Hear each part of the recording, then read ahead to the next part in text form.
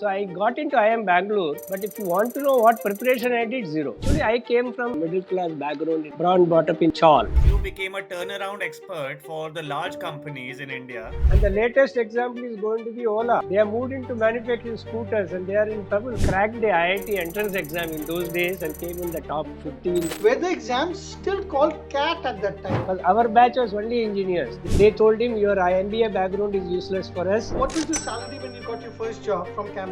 That was the most stupid job I ever did. He came and touched my feet literally, came home and told my wife, only your husband can save my business. Better get out here.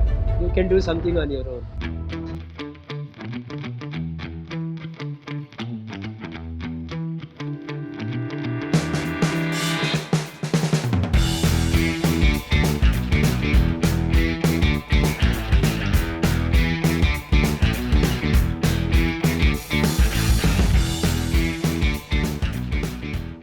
So, if I'm not mistaken, you would have been one of the first few entrepreneurs from IIM Bangalore. My heart doesn't give me the permission to do work for money when I'm not in a position to do real value. In my family, we were a very typical South Indian Brahmin family, but in that building, literally we had families from Kanyakumari to Kashmir. I had to borrow money from the bank to study because I had no money.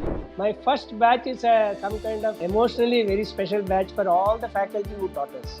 How was the placement like when you graduated? But my main job was to sell the idea to the Indian industry. So the first batch when we started, we had appointed a cook and we had invited all the faculty to join us for a party. Everybody came and the cook disappeared.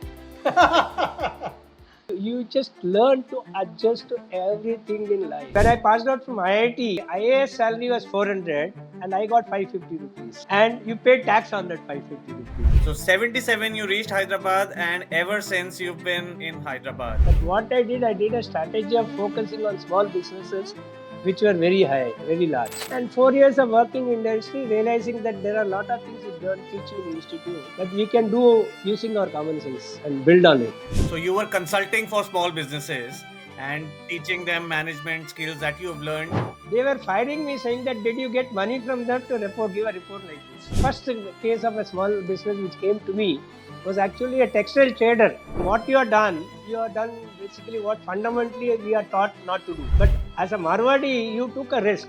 People don't invest in Indian entrepreneur business because there is a skepticism that these people are not ambitious enough to scale up. I never promoted my business. Practically everything came from word of mouth.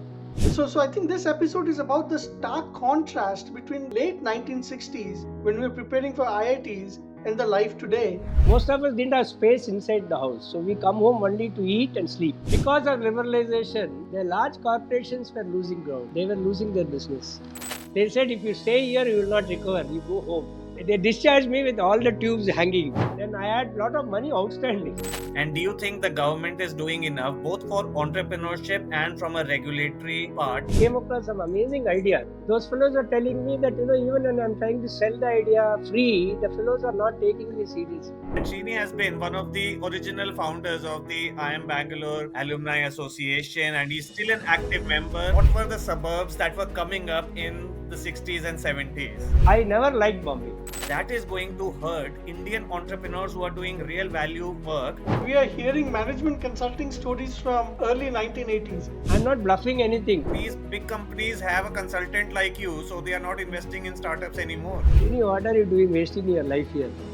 Everybody is already very angry, right, by this time.